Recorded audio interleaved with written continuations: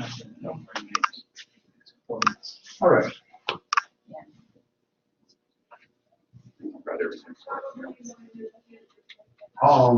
We're going to go to the other part of 5 today. We're going to do number conversions.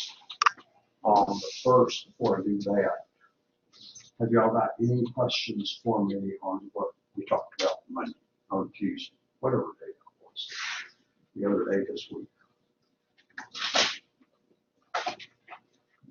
Because now we're going to convert those numbers from one system to the other system. Okay?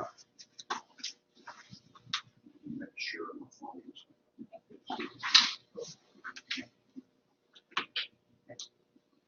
So I'm going to erase all of this off the board.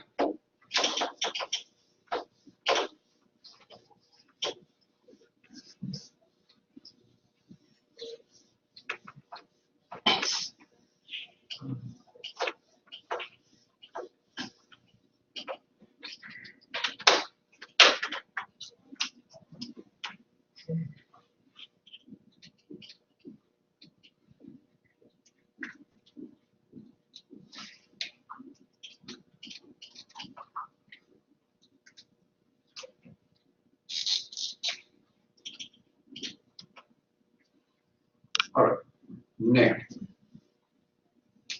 what we're going to do is look how to convert the numbers from one system to the other system.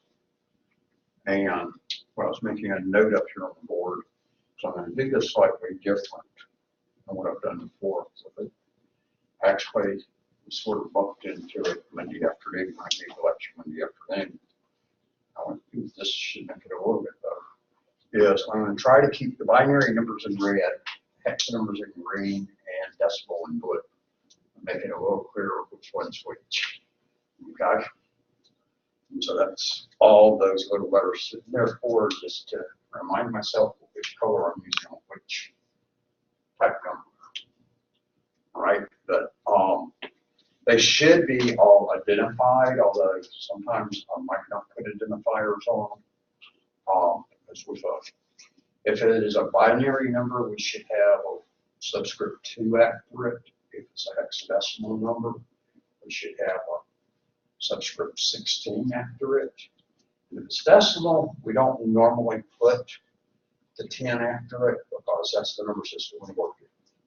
And so if you see a number without any subscript after it, the assumption is it's decimal. Everybody follow on that? So just I think it might help a little on that. Where we've got some color too. But beyond us doing it in here, colors have nothing to do with it. So like when you take the test and stuff, there is no coloring. If there did appear coloring, it's got nothing to do with what I did here. But I just, these are the 3 color pens I got.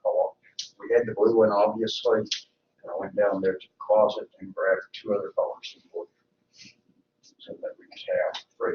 As a matter of fact, when I do the one this afternoon, I know they're using at least one different color because I know I got a black pen over there and I'm not sure what the other 2 colors are. So if you were to watch theirs, you'd see different colors on it. And how well you even can see them on the screen on the recording, I don't think very well. I'm intending to turn in a service request to see if I can get myself a password for student machine. My username and password will not work on student machines, just like y'all's username and password will not work on instructor machines. Okay? So that I can set the camera up on one of these in the front row instead, and more pointed edit, and then whatever I write on the board would be visible to people watching the video. At least in here, I can see the screen to see what it's looking like somewhere. That Whitfield Murray, that desk like that is turned around the other direction, sitting out a little for the person to stand behind it while they're talking. And so the screen is pointing away, so I can't see what's on there. Because I wrote down when I was setting it up just a minute ago, trying to get the camera a little better angle because it was going. All it was seeing was this part.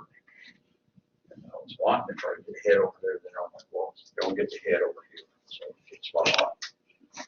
But the other problem is shooting it from the front like that I saw on one of the videos I looked a tiny little bit at, that I saw a lot of it has the back on the pictures.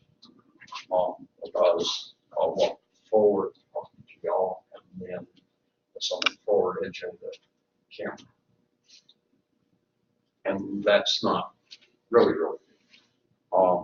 But at least it's there and it's at least a video y'all can watch on.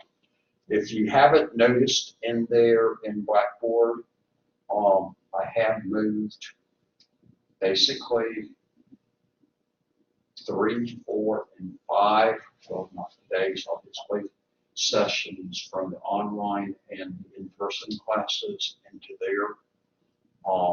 As I moved part B, I believe, of chapter 4 this morning at 5 a.m., 6 o'clock, somewhere in there. When I was getting up this morning to get ready for it. And then I moved part A somewhere in the middle of the night. So there's a bunch, and I haven't even gone to moving and collaborating sessions for my other classes, and I'm not supposed to go in there yet. That just worked for now because that goes in 3 different sessions. So that's where I work from to start with. All right. So with the number conversions, we're going to convert from each one of the number systems of all 3 of them to the other 2 number systems. And I'm just going to, and the way that I do some of it is not the way the online lecture material shows you in the course. They've taken a different approach, at least I'm assuming they have, because I really haven't looked at it in this course on. Or know in all the previous versions of the book they did. Okay. If that approach, if those approaches in the novel make more sense to you than what I'm showing you, no problem, just use whichever one works for you. Okay. This makes more sense to me, and actually one of theirs on converting from binary to decimal or decimal to binary, which I can't figure out yet exactly what they're doing. It's never made sense to me. But I've had students that went, they know exactly what's going on there and work that way. So whichever one makes sense to you, you're not going to have questions on a test asking you how you did. It's going to be what you got. Okay? Somebody follow on that. And if by chance you know some other way already that works for you, stay with it. Okay? I'm going with partly what I had learned and how I knew from some things learning, and then a little bit of it also comes from when I took this course from CIST, and they showed 1 or 2 things that all of a sudden jumped out at me. But when we do the hex ones, the guy that was teaching it showed to me what looked a whole lot easier and was shorter. So to start with, I'm going to initially do, we'll do from binary to decimal. Usually that's the way I go from binary ones and the decimal back and forth, and then I worry about the hex decimal. So we're going to take a binary number, and I'm just creating these numbers up here. Not any meaning to them, just numbers I'm picking out of the air. So I'm going to pick the number 10101. Let's put another 1. So that's what I picked for a binary number. And we want to get a base 10 number out. Okay, follow on that? Now, to do that, it's not you've got to remember the column numbers I showed you the other day. So the first thing we're going to do is put those column values in here. We're not needing to have to worry about what power 2 is raised to. We just need to know where it's the 1, 2, 4, 8, etc. Everybody follow on that? But knowing those powers of 2 makes it where you saw it's the same type system between all the number systems together. So I'm going to number the columns. I've got the 1s, the 2s, the 4s, the 8s, the 16s, and the 32s. Okay, everybody with me so far? Now, all you're going to do is all of the columns that have 1s in them, we're going to add those values together of what the column is. So we got a 1 in the 32s, we got a 1 in the 8s, a 1 in the 4s, and a 1 in the 1s. You can see where I got it. So then I'm going to add those 4 numbers together, which is going to give me 32 and 8s, 40, 44, 45.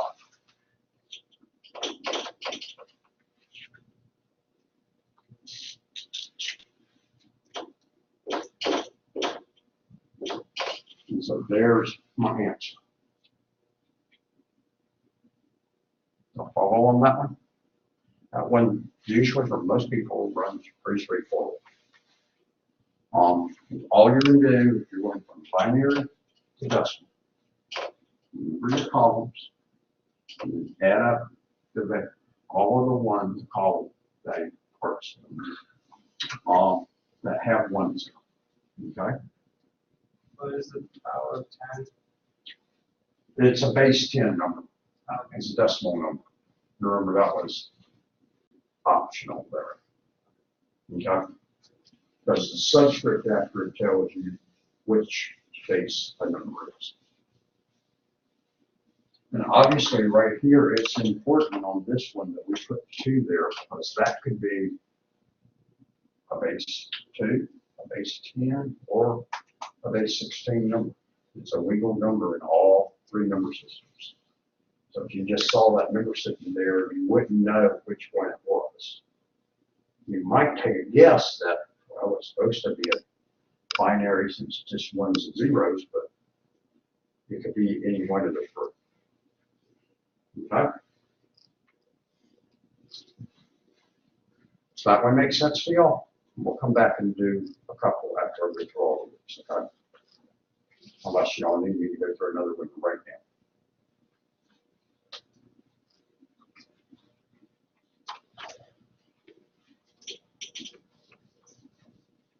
So now,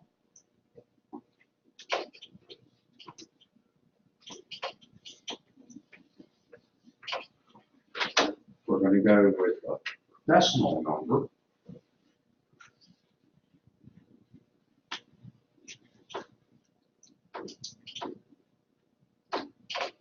And we'll convert it back to binary. And the other part is, once you learn both ways, you can check your work by just converting backwards and get through it. And see if you got back to the same place you came from. Because you should get the same answer.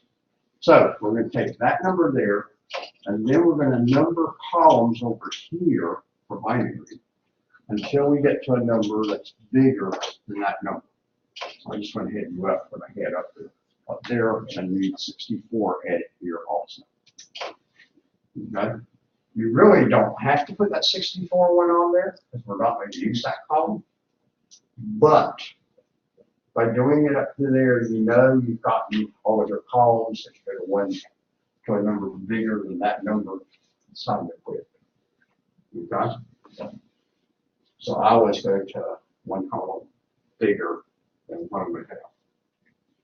Now, remember we're trying to get a binary number. So it should only be 1s and 0s. Anything else appears in there, we've made a mistake. Okay? So now we know 32 is the biggest one we've got here. So we're going to see how many times. Will 32 go into 61? It will, won't it?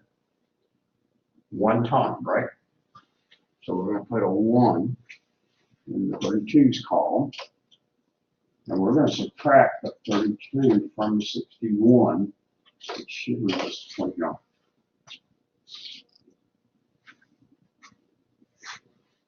Will 16 go into 29? It does. One time. Okay, one again. Subtract 16. That leaves 13. Will 8 go into 4? Into 13? Yes. Where I just got that number from. 8 will go into 13 one time. We'll subtract 8 from here. And we got 5. 4 will go into 5 one time. So we'll put 1 in the 4s. Subtract 4. We got 1 left over. Will 2 go into 1? No. So we're going to put 0. Will 1 go into 1? Yeah. We'll put 1. And we'll subtract that. 0. Finish that. So there's our conversion number. So let's see that. Of how I got that. Now, obviously, you can check and see is this correct. Add up the columns. I got 1 0. So 32 plus 16 is 48. Plus 8 is 56. Plus 4 is 60. Plus 1 is 61. So it works going the other direction. So that should be a correct answer. You have to fill in all of the columns once you start filling. So if we ended up, when we subtracted 4 off, if that was the end of what we had over here and got 0, we'd have to still fill in both zeros. They're significant, as opposed to a leading 0. Trailing zeros, remember, are always significant. Okay? So you can't just quit when you get 0 here. It's when you run out of columns when you're quitting. Okay? Everybody follow on that? Because I've had students fall for that one before.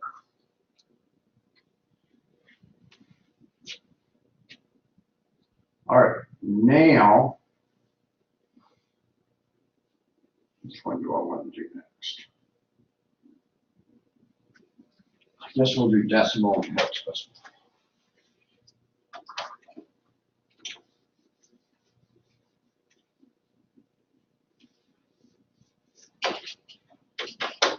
If I'm going to do decimal to hexadecimal, I'm going to leave my hex number sitting there and we work off that one.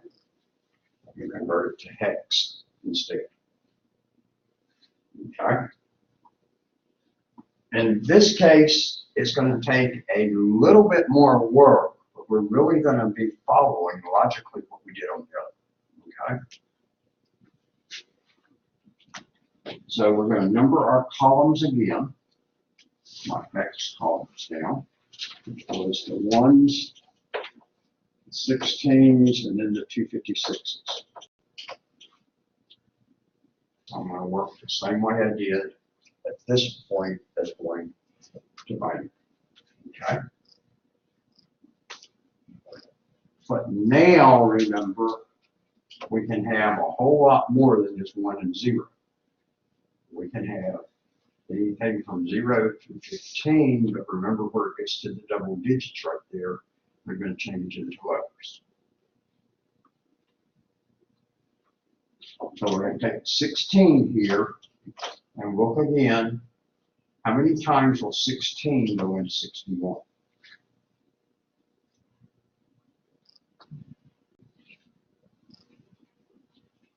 Okay, I've got an answer on the back row. That was 3. We'll do 3 there. And we'll do the 3 times 16.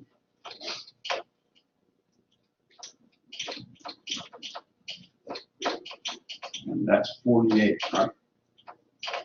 And leaves 13 left over when we subtract 48 from 61. Everybody follow that? Now, we got the 1s column. We've got 13 here. So we got 13 into the 1s column. What am I going to put? 15. 15. Is it 13? 13. Am I gonna put the 13 in there, or what am I gonna put? I can't put 13, because it's a single digit, is always in a column. So what am I gonna put in place of 13?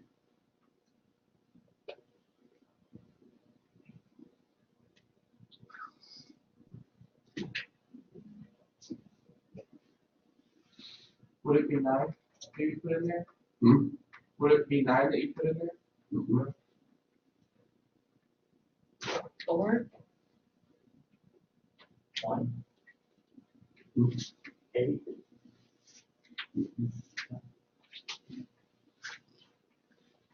If that was 9, I'd put 9 there.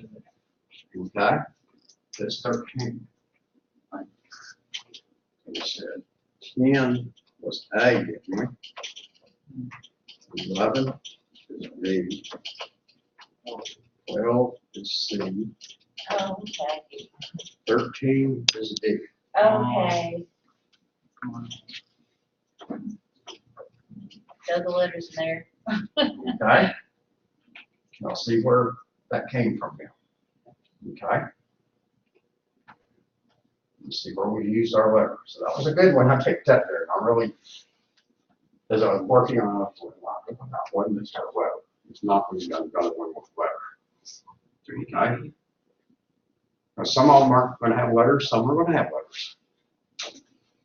But if the value ends up there, you're doing times the one, and actually what we've said here is the D, which is 13, times 1, which is 13 over here. Okay? And that might help make sense too. So all we got space for in there is one value, okay? It's got to be a single digit number goes in there. And remember, A through F are numbers. So Okay? 61 to 61 turned from this big binary down to 3D basically. So when we did it into the binary, remember,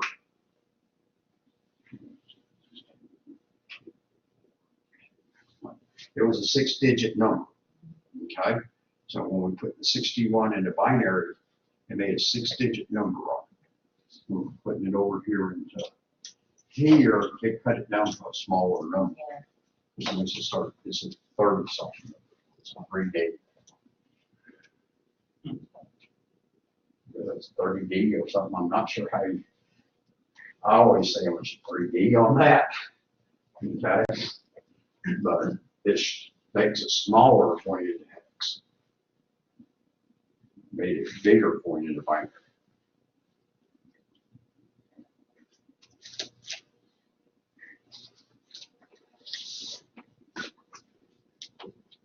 So if I was 61 years old, I could claim I was only 3D years old instead and sound young.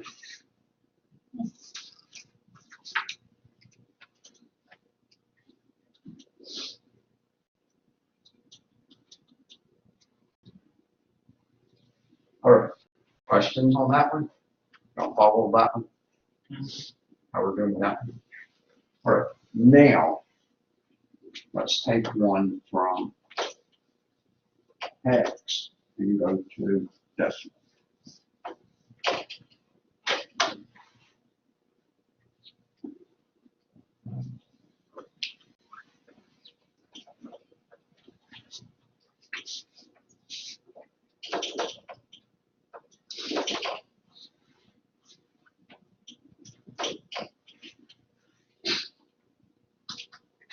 And what I'm going to show you here are ways you do it. Actually, not one decimal. We'll go to binary. But going from hex to decimal, we're going to still work similar to what we've been doing. When I go to do hex to binary, I'm going to change the system slightly on you there. So in this case, again, we're going to number columns here on. Okay. We got the 1 column and 16 column. The next one's 256. Like I say, you're not normally going to have to deal with bigger ones than that on it, because you're getting up to 256s, and they don't usually ever ask you bigger than 2 hex numbers on that one. But if they did, let's go ahead and go with it. What was the 256s? All we're going to do now is we're going to just multiply each of these out and add them all together. So we got a 3 in the 256s. And that's going to be 3 times 256. Should give us 768. Let's just do that right. It should be correct.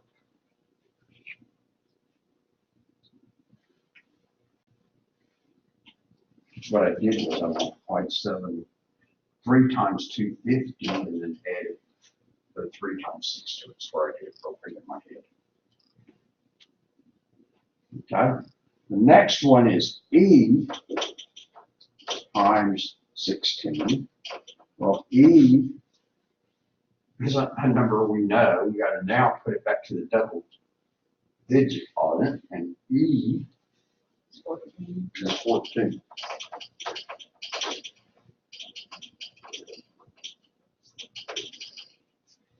So that's 14 times 16. And 60 and 24 is 184.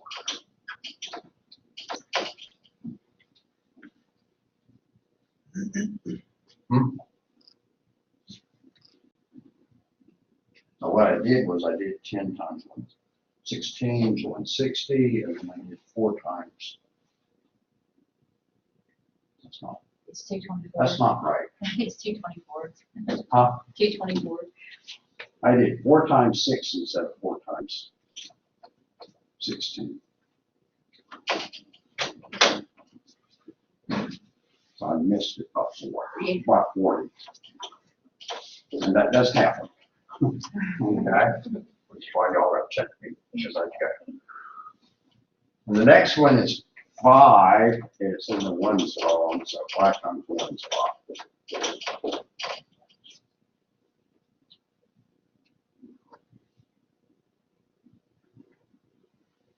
Two looks like 997. Did I do it right that time? You got the right answer. Okay. So our right answer on that one is 987. That one's a decimal.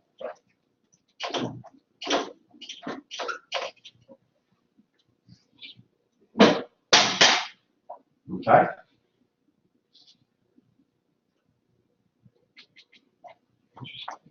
Everybody follow through what we did there? Which is back similar to where when we did one of the others. Okay. But you just got to remember each of the ways we're doing on this. All right. Now, we got to still do hexadecimal divider. We've done everything else. So we've done 4 of the 6 so far. Now we got the last 2.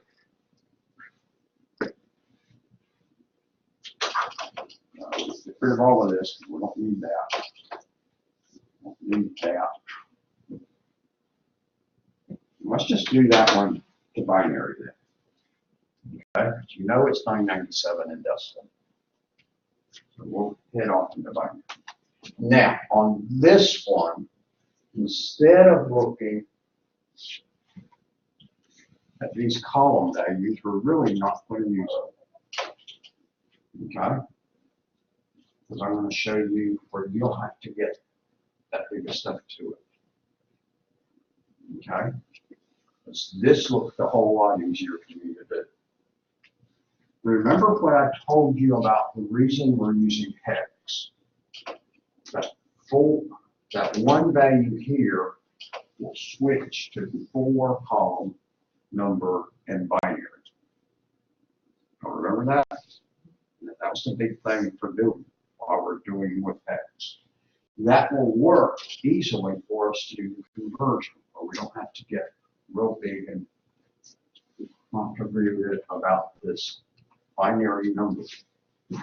We know then out of this that our answer is going to be somewhere around a 12-digit binary number.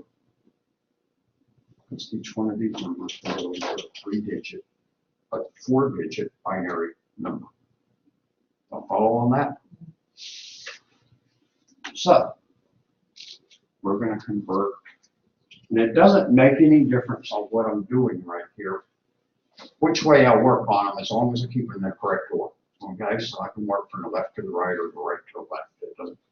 That doesn't make a big difference to me as long as I keep them expressed in the same order. Okay. I'm going to normally work from this side. So first thing we've got right there, and we're going binary. I need a red pen now. Is I'm going to number my columns, the 1s, the 2s, the 4s, the 8s. Okay, that's going to be the first one. Then I'm going to do the next one, and then I'm going to do the third one. I'm going to do the same thing each time. Okay, now it's not the real column values of that binary number. If we want to know what that binary number converts back to decimal, we got to do the 1, 2, 4, 8, 16, 32, 64, 128. So everybody follow with me? This is just for conversion that we're doing it into the groups of 4 on the low numbers. So in here, we're going to put the 5 into there. Okay. The 5 goes in, it's going to be a 1 in the 4s and a 1 in the 1s, which you did when we did the decimal binary of all of it. Okay. And you know, there's a 0 goes here, and in this case, when it's inside there, leading zeros are significant. Everywhere else in the world, leading zeros aren't significant, but that's not really a leading 0 there. That is built-in part of the number, okay? So you have to put that leading 0 there. For the rest of the time, I've told you, and what you always learned in math was you can drop off leading zeros. Well, it is a leading 0 for this sub piece, but it is a significant 0 in the whole number, okay? So make sure you do put in all 4 positions. Okay, then the next one's the E. So that was the 5. And then we got the E. Well, we got to get the E in here. What's the number of E? 14. 14. So we know we got to put a 1 in the 8s. And subtract the 8 from the 14, which leaves 6. Put a 1 in the 4s, which subtract 4 from 6, leaves 2. Put a 1 in the 2s, subtract 2 from the 2, that leaves 0. And we got 1 column left, so we can put 0 there. Everybody with me? This one is the 3, actually. Well, 8 doesn't go into 3, the 4 doesn't go into 3. We could put the zeros here if we want it, or we can leave them off. This really is a leading 0 right here, because there's nothing else to over to the left of it, okay? And then we got a 1 in the 2s, subtract the 2 from the 3, that leaves 1, and then we got 1. And there is our equivalent. And we can leave those 2 zeros off if we want. Okay? So 3E5 converted to what was it, 427 in decimal, I think it was, if I'm remembering the number right. Or was it 397? It was 3. The decimal? No, it was 997. 997. Well, you said that. Now I'm beginning to mix numbers in my head. So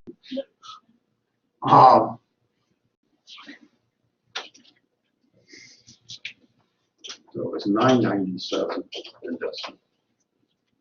Okay. But in binary, it's the 1111100101. And just listening to me roll off those numbers, you can see where you get confused with the whole page of zeros and ones. Hopefully I read them all off correctly right there. So to go from hexadecimal to binary, set up groups of 4 columns and label them 1248, 1248, and then just convert each of the single numbers over here into its appropriate group of 4 columns. Okay? Now, you could sit there and do it otherwise, but it gets complicated because when you got letters sitting in there, just like on this one, trying to do your conversion of crosswalk. So to me, this is a whole lot easier because when I have been read things that wanted to go through trying to get it all out of that whole thing there, it got confusing to me. This made sense to me without, kept it down to a very simple level. Correct me if I'm wrong. Since the E row for column 2, the reason why 14 goes into 2 is because of 2 times 7 equals 14, correct? Hmm. Row E, for instance, how 14 can go into 2. So we're putting a E up there because you can't put 14 into one space. Yeah, but the values. We can go out in the parking lot and prove that if you want that. 2 of you can volunteer your cars and we can try to put them both in the same parking space. It won't fit, will it? Okay. We're going to crunch metal out there in the parking lot, right? And some of y'all may have tried to prove that at some point along the way. I don't know. That you tried to get into a parking space that you didn't fit into. You found out that the other vehicles don't just jump out of the way for you. You can't get 2 cars in one parking space. Now, if you've got smart cars, yeah. I've seen that done. And if you're on a motorcycle, yeah, you can get 2 motorcycles into 1 car parking space.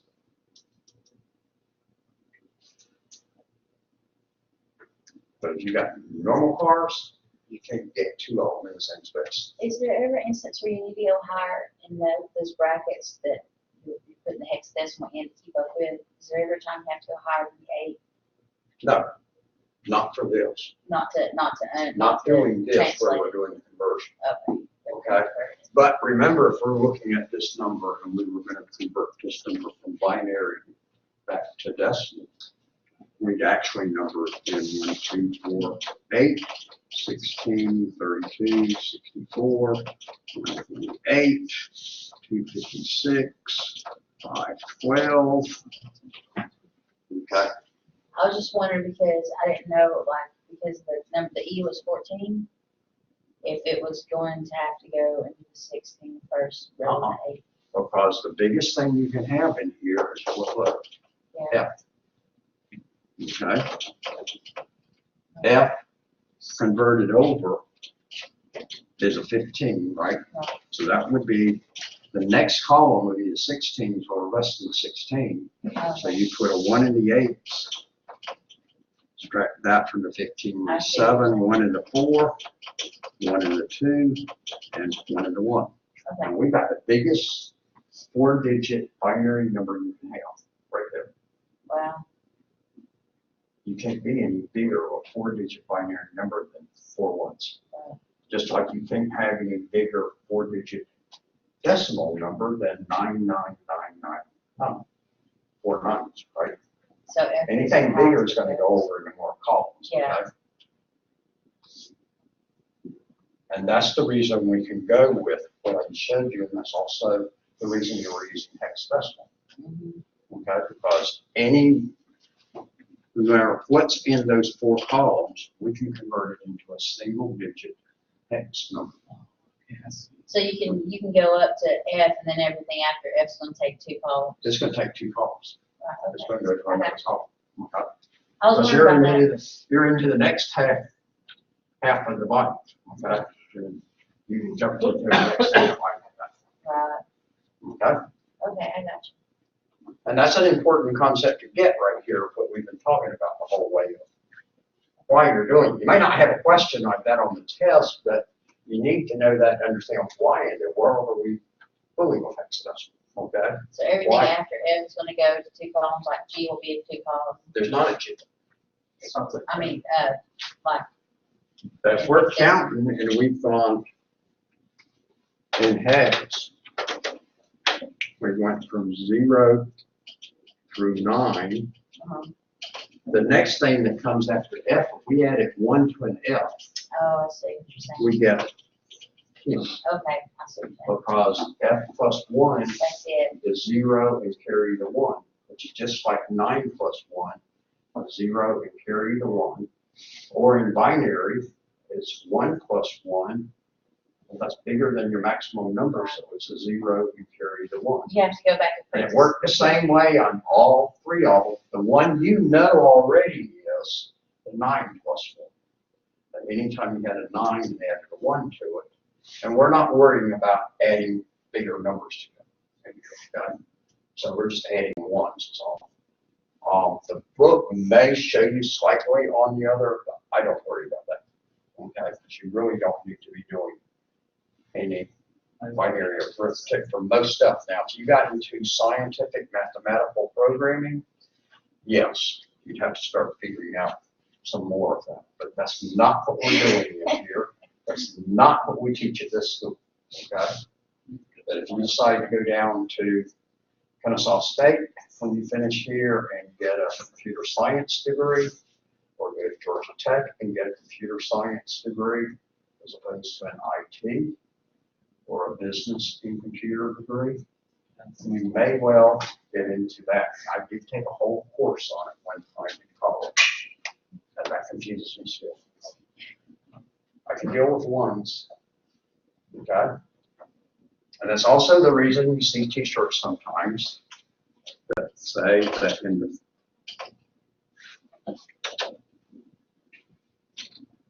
binary field, there's only 2 things. Okay? There's only 2 options. And, well, in binary, that's true. Okay? It makes you have to go back and unlearn what you learned in kindergarten. You were saying that And song. that's where I've tried to give some association. You're back to what you knew, and that's also where I'm going to throw all the showing you how the numbers work. I was trying to show you how they all fit together. And that they're working the same way, although it looks totally different to you than what you've ever encountered before. Because for most, if not all of you in here, and I don't know what y'all's backgrounds all are, you've probably never dealt with anything other than decimal numbers before. Okay? Somebody may have, but it's not often I get students that know anything about other number systems. Or that they just know very essentially that they're aware binary only consists of 1s and 0s. But they still most likely don't know about hex and the fact that it has letters in it. So hopefully linking those all together makes more sense to you on it. Okay? Now, we still got one more to do. But it's actually going to use, to go from binary to hex, we're going to literally do the same thing we got sitting there on the board right now. Okay?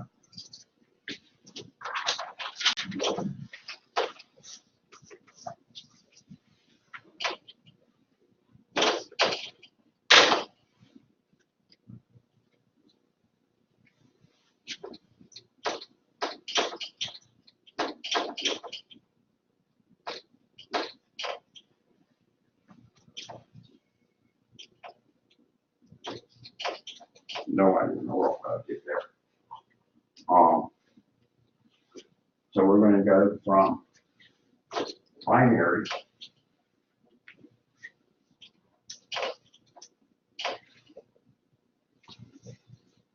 to hex.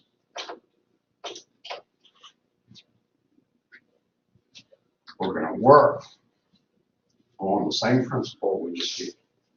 We're gonna take this binary number and break it into the four.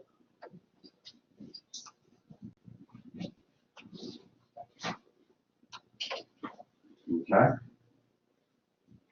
We're gonna number those columns again, just like we did before. Just a moment ago. The ones, the twos, the fours, the eights, the ones, the twos, the fours, the eights, the ones, the twos. And we don't have to worry about any further. Now, each one of those columns here, groups, is going to convert into a single digit hex number over here. Do we follow that part? I say we're just reversing what we just did. So now I've got a 1 in the 8s, a 1 in the 4s, and nothing in the 2s and 1s. So that's 8 plus 4, which gives us what? 12. I can't put 12 in there, it won't fit. So what am I going to put? C. C. C? Yeah. Okay. Now the next one, we've got a 1 in the 8s, a 1 in the 4s, and a 1 in the 1s. So that gives us 13. 13 won't fit either, will it? So we're going to put a D. And you'll learn these off once you do a few of them. Now, for me, I can tell you right off my head in memory, the A, the B, and the F. I have to pause and think to give you the other three. But as long as I remember those three, the A, the B, and the F, or particularly if I remember the A and the F, I can sit there and figure what the other ones are. And when you go to take the test, since you know that the test is probably going to have some questions on this, you may want to start on it. Remember what my directions on the test says. You can have a white piece of paper when you take the test, just like when you go take a certification test. Actually, most of the time nowadays, they don't give you a white piece of paper. They used to give you a white piece of paper. Now they're going to give you a white marker board and one of these pens. Check it when they hand you the pen, that the pen really works. Okay? Because sometimes in the last one I took, they gave me an invisible ink pen, which wasn't going to do me a whole lot of good. Either that or the pen had dried up. I think the pen had dried up really, but and so you can sit there and make notes on the marker board once you're closed off in that room to take the exam, okay? So even though I hadn't clicked to start on the exam, I could make little notes like these down there to remind myself. And then when I was taking the test, I could make little notes on myself too. That's how you got 12 again. That's how you got 12 again. So 1 in the 8s, 1 in the 4s, 8 plus 4 is 12. Okay? So when you go to take this test, my suggestion to you, you might want to just as a little note, and if I was in y'all's shoes at this point when I took that test, I wrote quick, jot it down for myself before I took the test, or when I got to the final, the same thing. I put the A and the F down there with a 10 and a 15 beside it. Because right at that moment, you're going to remember it, okay? But by the time you've gone through, turns out that they don't ask you anything about that until you get to question number 23. Well, you floated everything else in your head, answering the other 22 questions, right? You may mix it up in your head at that point about, wait a minute, now, which one's A, which one's B? If you just had just a quick little reminder on your piece of paper there, A is 10 and F is 15. Say you can produce the others. And you can write them all down if you want, okay? But what I write down in that case, and nowadays, no, I don't worry about that one on hex. Those binary forms, I know those off there, okay? I'll read like what I just told you. I don't remember C, D, and E right off. E, I can usually backtrack real quick off that, but I have to pause and think for a second. that's not any real loss of time or anything, try to straighten it out. So I'm not gonna put that down. I'm gonna mention in other places, some places while we're going through this chapter. Likewise, when we did chapter 3, I told you before you took 1 through 3 tests, it wouldn't be bad to put the 7 layers and the 4 layers down on a piece of paper as a reminder. You closed up the book, you closed everything up, and now you're working just off your brain. You can write stuff down like that. Let's say, if you take a certification test, but when I took the fundamentals of networking, Network Plus exam, even when I took the Network Plus exam last summer, I still, on that one, put down the OSI waivers. I just wrote the letter for each of the 7, but I jotted that down before I started that test. Although I can pretty well roll them off for you, but by the time I get through 70 questions on this test, and who knows where stuff like that's going to appear, and they're going to say something about on layer 3, something occurs. It won't hurt to have a little reminder for myself there.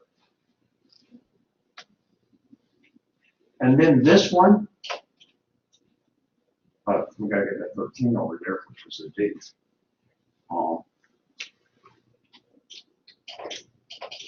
And then we've got on this one, we've got a 1 in the 2s and nothing in the 1s and nothing in the 4 and 8s, so that's 2. But that one we don't have to do any thinking on. We just make 2 there. Y'all see on that? And that we just took a 10-digit binary number and converted it over to a 3-digit hex number, and we really didn't deal with more than 4 binary numbers at a time. We didn't get any bigger than a 4-digit binary number as we were doing, which to me is easier. But we didn't make it that much harder on getting the bigger numbers across there. But if you look at what they do, and I think they do go off on a slightly different approach in the book, but I'm not sure. Anybody read through the chapter at this point? If you have, you're ahead of me, because I really haven't read this chapter at all. Because I knew what I was going to teach y'all on, okay? So I really didn't need to read on it. But besides that, I've been teaching this course for 18 years or something. That's some idea of what I'm talking about each chapter. So the fact it's a new right version of it, the fact it's number systems, I know what's covered it. Exactly how they cover it, I'm not exactly sure. But the boss can know it. And my schedule just gets busier every day. That way I only need that. Because yesterday morning I found out I had to cover 1 more class now. Because Julia Hopkins is out right now for some reason on the book. And so they asked us to each of the CIST instructors to cover 1 of her classes, hopefully for just a few days a week.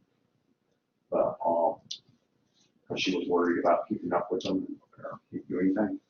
And so they handed each one of us a class, which I'm satisfied to do. I'm happy to do that.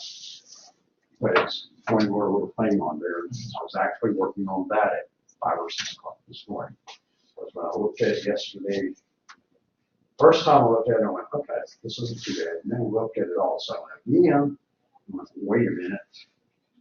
The assignment dates and stuff were, and some of the stuff in the assignment wasn't there yet for what should have been done this week and what they're working on next week. And so real quick this morning, got that done, but I saw her pattern. She had stuff in a big pattern on it, so it was a lot of copy and paste. I had to get it caught back on schedule. And I gave you 1 more email this morning, although I thought I'd have more since I posted in her class yesterday that I was doing stuff now and contact me. I figured I'd hear from some more of the students, and I don't know how many in the class I have looked at that. It doesn't make any difference to me, really. I'm going to teach it the same way, just like y'all's classes. I'm teaching all 3 sections of this the same, even though one's got 5, this one's got 8, and online's got think they said 43 the other day is what's enrolled in it now. It's still the same thing. All right, questions on those? Do y'all understand how to do member conversions now? So that's the second half of the chapter. I think it's in half of the chapter, because I did glance slightly at the outline on, I think it followed that direction. I don't think they intermingled them, but they could have. To me, it made more sense to. And when I'm doing a national class I'm supposed to do next month, I'm going to do exactly the same thing I just did in here these 2 days.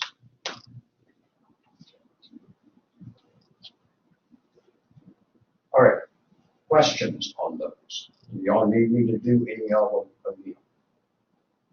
I'll be glad to run back over them again. But you got, I think I took it away.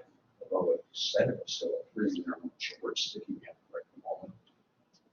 There is a handbook that's got a whole bunch of them. It's got pages of ones you can do. But I've got, the problem is the answer book for it. I've got to type it in, where it's typed in on it. And I had a student that handwrote them all in for me a few years ago, neatly on it. And now I've got to work for ADA purposes, so trying to get it for all of that typed in. It's like 32 pages of number conversions for a number of pages in it. And then when we get into what we're doing, 2 weeks, I guess it is, when we go through doing submitting examples through the work on that. I haven't had a chance to do the answers to it, but now with this crackdown on the ADA stuff on it, that there's got to be ADA compliant out there, I can actually run it off and give it to y'all. I can't post it out on the site. I can give you things that don't have to be machine readable. But anything I put onto the blackboard has to be machine readable. Or JAWS or some other device can read it. I'd like to get that thing done. We had a full-time secretary a few years ago. She was going to do it for me, type it all in, type everything up for me. And before she got a chance to get that done, she got a promotion, and now she's a registration specialist and done wrong. And so it didn't get done. So of course, as she was moving out of the office, she handed me back my stuff that I had given her. But she had tons of stuff to do too, so she just had it on her list to do, and she was going to do it for me. Unfortunately, she got the promotion. Unfortunately for me, but fortunately for her. And I'm glad she got the promotion that she earned.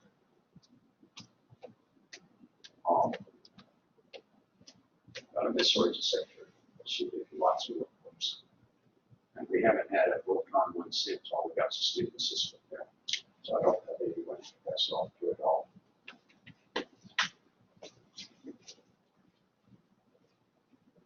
And it's actually a handout that Cisco had developed, but now I think they still got it out there.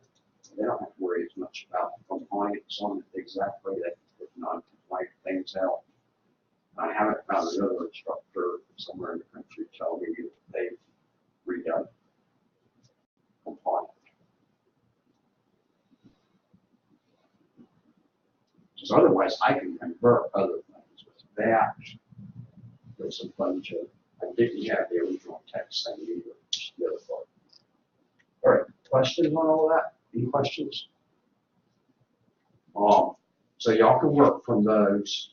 You do have, for doing the decimal and binary, you do have my handout, my book piece there that goes through and shows you on it. So if you get confused on those two, you go read through that see how to do it again. And I've got examples in there. Anyone, I don't know if any of you have looked at that either. Okay. Where's that at? Where's that at? That's sitting inside the folder for module 5. Okay. Actually, it's a folder inside the folder. So module 5 is a folder, and then you open it up where in the other chapters you've got assignments to do and stuff. There's a handouts or something. Handouts and videos folder, I think it is. And then if you click open that folder, I believe it's the top one in the folder is that handout. The rest of them are videos where I've got the video where I had shot up me teaching this a number of years ago. They're in 10-minute videos there because that was done back in 2004 or so. And you really didn't want to put videos out there that were bigger than 10 minutes or so. So that's why all my videos that you'll see of those type of things are all broken down into 10-minute segments. It's kept the size of the video down realistically. Download it and open it up the amount of memory as opposed to being download it in a whole big chunk. Although I think I posted the big ones there too, because that was an hour or two lecture right there. Showing on. So you got those to look back to. Also, that actually shows you the rest of the stuff that's on the book. So you can see if I could find some time, I've already got the time filled up. Okay.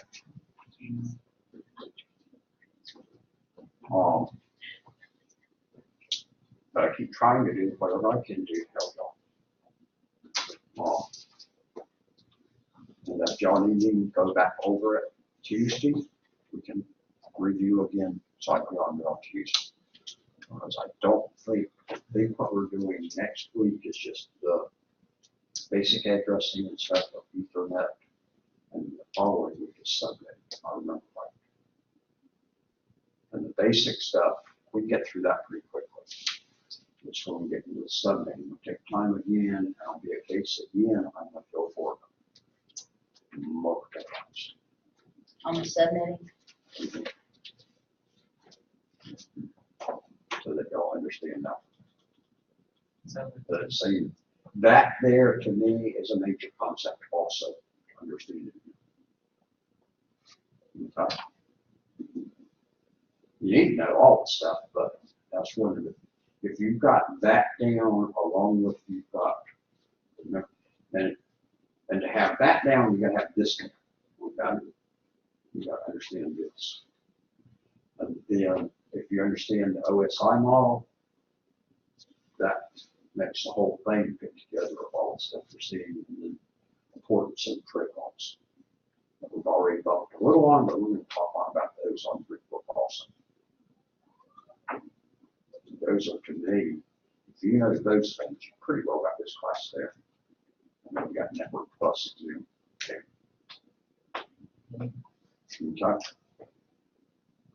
There's a lot more stuff in here, but that's the big. All right, then if there's 90 questions, I'm gonna let y'all know. Unless y'all don't like that, and I can talk about something. I'm gonna get in here to see if I can go down and work on the other thing or two real quickly. This is a normal day for me. I gotta go to Dalton from here. And then I come back to Dalton to go to a ribbon cutting at 5 o'clock. We're supposed to ring rolls to cousin, actually my cousin died last month, and I'm meeting her husband to go out to eat for us to just hang out for a little bit. So I'm back and forth on the road today too. Never saw you. Cars parked in a parking space out there right now. One car, one parking space, and don't y'all try to put your car in with my car. Okay? I mean, it turned 757,000 this morning. What kind of car is it? 2027. Oh, yeah. That's a smart car, Charlie. There was a smart car and I pulled all the way up in this parking space and you had a smart car, you could pull in and park behind. I've seen that in mall parking lots. The only thing is the one that's parked on the inside, the one on the outside's got to move the cars so they can get out. That sucks.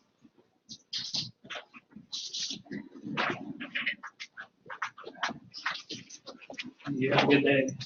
Okay. Hopefully the color coding made it kept it a little consistent here on the screen, up on the board.